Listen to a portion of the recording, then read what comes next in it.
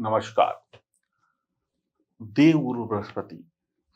देवगुरु बृहस्पति यानी देवताओं के गुरु, देवगुरु बृहस्पति, जिनका रंग पीला है, आकार मोटा है, वृद्ध ग्रह है यानी ओल्ड ग्रह है।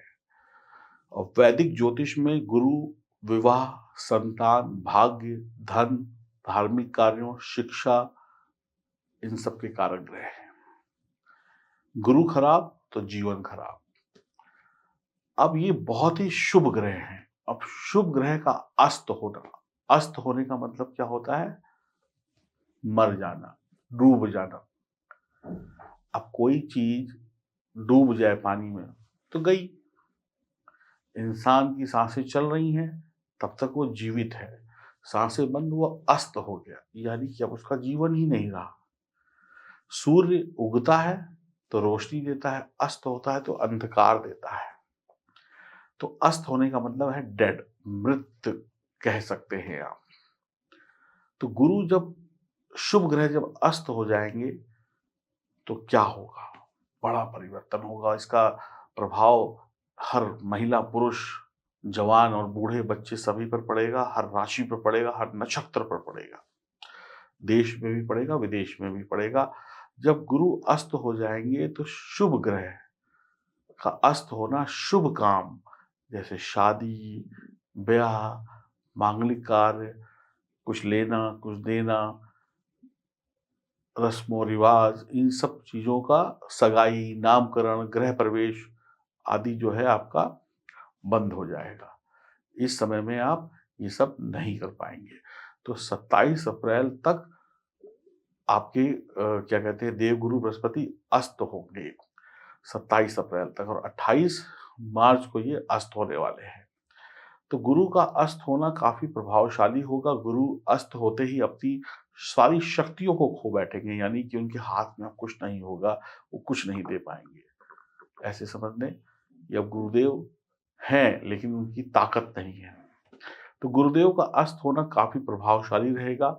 22 अप्रैल को गुरु जो है वो अस्त अवस्था में ही अपना राशि परिवर्तन करेंगे। मीन राशि से मेष राशि में चले जाएंगे, अपनी स्व राशि से अपने मित्र मंगल की राशि में चले जाएंगे। तो कुल मिलाकर 28 मार्च को गुरु अस्त हो रहे हैं और 27 मार्च को उदित होंगे। लेकिन अपना जो बड़ा राशि परिवर्तन कर रहे हैं, मेष राशि में जाने का 12 साल बाद, लगभग 12 साल बाद वो अस्त अवस्था में ही करेंगे, जबकि कुछ ही दिनों बाद उदित भी हो जाएंगे। अब इस अस्त गुरु का प्रभाव क्या है आपके जीवन पर, आपकी राशि पर, आइए जल्दी से समझ लेते हैं। हम यहाँ पर बात करने वाले हैं मेष राशि की। मेष राशि वाले अपनी गोचर कुंडली को देखें। गुरुदेव 12वें घर में बैठे हुए हैं। 12वां घर किस चीज का है? खर्चों का घर है। 12वां घर विदेश यात्रा का है। तो यहाँ पर आपको आर्थिक, मानसिक और शारीरिक परेशानियां देखने को मिल सकती हैं अगले 1 महीने तक, या इनका सामना करना पड़ सकता है। भाग्य का साथ कम या ना के बराबर मिलने से आपके काम अटक सकते हैं। परिवार में अशांति का माहौल हो सकता है। आपको थोड़ी सा धैर्य यहाँ पर रखने की आवश्यकता होगी। भाग्य का सपोर्ट कम मिलेगा। विदेश यात्रा वाले काम रुक सकते हैं, अटक सकते हैं या विलंबित हो सकते हैं। इन सब बातों का आपको ध्यान रखना होगा। देवगुरु बृहस्पति 9वें और 12वें भाव के स्वामी है और मीन राशि में ही ये अस्त हो रहे हैं। तो बृहस्पति 12वें भाव में जब अस्त होंगे तो मिले जुले परिणाम आपको मिलेंगे। भाग्य के साथ साथ पिता और गुरु का समर्थन भी नहीं मिलेगा। हो सकता है पिता से लड़ाई हो जाए, टीचर का सपोर्ट ना मिले, इस तरीके की भी आशंका है। जो सपोर्ट आपको परिवार में पिता दे रहे थे, उनसे कुछ तू-तू मैं-मैं हो जाए और उनकी सलाह ना मिले, इसकी वजह से आपके काम बिगड़ जाएँ। और पता चले कि आप किसी की सलाह माँगने गए, किसी बड़े व्यक्ति की, उसने सलाह देने से मना कर दिया, तो भी आपकी दिक्कतें आ सकती हैं। इसके अलावा मन जो है थोड़ा-सा विचलित रहेगा, मन में बुरे-बुरे विचार आ सकते हैं, कुछ शारीरिक कष्ट भी हो सकते हैं, गैस, एसिडिटी जैसी चीज़ें हो सकती हैं, कोई रोग भी पनप सकता है और आप आध्यात्मिक रूप से मतलब थोड़े से दूर हो जाएँगे, यानी ईश्वर में आपका विश्वास कम हो जाएगा, पूजा-पाठ में, भक्ति में मन थोड़ा कम लगेगा, जो भी आपको तकलीफ़ देगा। आप किसी काम के सिलसिले में कोई यात्रा कर सकते हैं, विदेश यात्रा वगैरह पे कोई योजना बना रहे हैं, तो या तो वो योजना आप विदेश चले गए, लेकिन उस जो करने गए थे वो काम नहीं हुआ, या फिर जा ही नहीं पाए।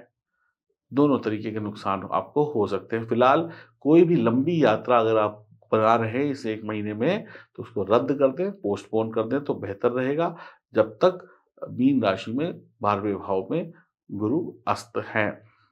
अब बेकार के खर्चे बढ़ सकते हैं, क्योंकि 12वां भाव खर्चों का भी है, तो आप उल्टे-सीधे खर्चे करें, अपनी आर्थिक स्थिति को बिगाड़ लें, तो इससे भी आपको तकलीफ हो सकती है।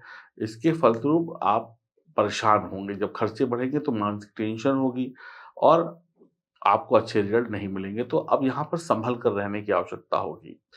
जब तक गुरु अस्त है, तब तक आपको अच्छे परिणाम कम मिलने की संभावना है, और अच्छे परिणामों को पाने के लिए आपको 1 महीना इंतज़ार करना पड़ेगा।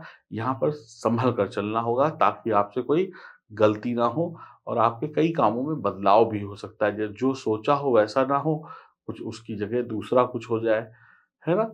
ऐसा भी हो सकता है। आप सोचें कि मुझे ये मिल जाए और आपको कुछ और मिल जाए, ऐसा भी हो सकता है।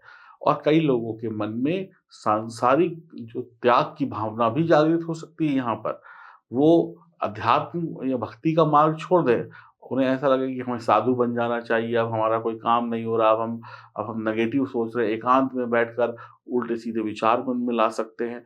ऐसी स्थितियाँ भी कुछ लोगों के साथ बन सकती है।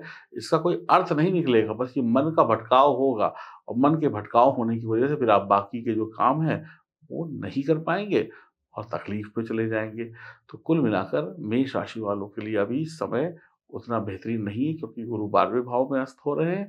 तो अपने खर्चों पर नियंत्रण रखिएगा, बीमारियों पर भी खर्च हो सकता है, तकलीफ़ें बढ़ सकती हैं, ध्यान रखिएगा। हाँ, जो आमदनी है आपकी, जो जो जो क्या कहते हैं, जो आमदनी है, उसको भी आप सही तरीके से इन्वेस्ट करिएगा।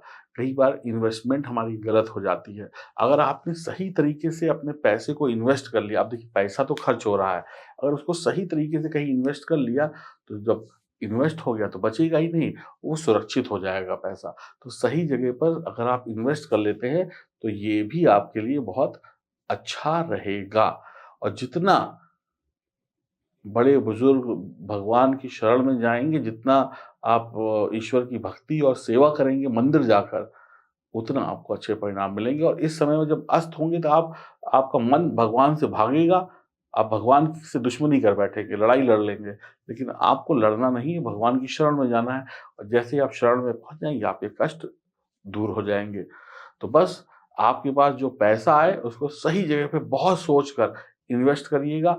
सलाह मुश्किल से मिलेगी, लेकिन अगर भगवान की शरण में रहे तो बेड़ा पार हो जाएगा। केसर का टीका लगा सकते हैं और अपने पिता, अपने गुरु और भगवान का आशीर्वाद लेते रहें। ओम नमो भगवते वासुदेवाय नमः मंत्र का जाप करें, भगवान श्री कृष्ण की आराधना करें, कल्याण होगा। अगर आपकी जन्म कुंडली में सितारे यानी देवगुरु बृहस्पति वहाँ पर भी खराब स्थिति में बैठे हुए, 12वें भाव में ही बैठे हैं या पीड़ित हैं, तो तकलीफ थोड़ी ज़्यादा हो सकती है। तो अपनी जन्म कुंडली की जाँच कराकर अपने ग्रहों को मजबूत करा लें, ताकि जीवन में कभी कोई कष्ट ना हो। तो दिए गए नंबरों पे संपर्क करके आप अपनी जन्म कुंडली की जाँच करवा सकते हैं। हरि ओम।